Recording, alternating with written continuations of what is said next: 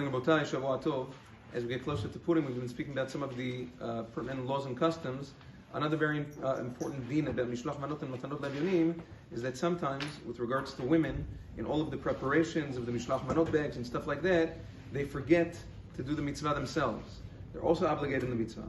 The preparation of the bags and the recycling and all that stuff is not the mitzvah. The mitzvah is actually giving it to another Jew. So it's important for them to remember that and actually do one. All you need to do in order to fulfill the mitzvah is to give one bag of two foods or a food and a drink to another person. So they should do it themselves, or they can send a shaliach to give it to somebody else, even if that shaliach is their husband. That's also fine. Same thing with matanot levyonim. Same thing, they should take out a few dollars and give it to their husband and say, do me a favor, give matanot levyonim on my behalf. And then they're yotzei the mitzvah, but just because they are busy with the other Purim things doesn't mean that they are exempt. With regards to children, according to the letter of the law, children under bat mitzvah are not obligated to give matanot levyonim. There's a question whether or not there's a din chinuch with matanot levyonim, especially because matanot levyonim have to give your own money.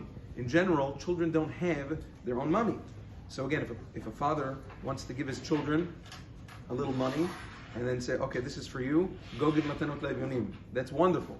But according to the letter of the law, he doesn't have to do that. At most, Agon Rabbi Yitzchak Yosef writes in Yalkut Yosef Purim, he says that if a father tells his child, look, you see this money, I'm giving matanot levyonim for you, he is also yotzei mitzvat chinuch.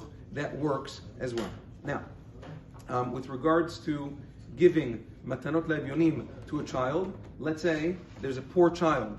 If you give him matanot levyonim or yotzei, all the poskim say, yes, you are yotzei, even though the child is not a gadol. The person has to be careful that where usually most people nowadays they give their matanot levyonim money either to organizations or to rabbanim or gabaim that will distribute the money for them. You have to make sure that this money is going to be distributed, give it to a person who knows the halacha, that it should be distributed on Purim day specifically, as opposed to Purim night or before, whatever it is, because if it's done before Purim day, then a person would not be yotzei de chovah. So it's important to give it to people who know what they're doing. Yom Tov, Shavua Tov.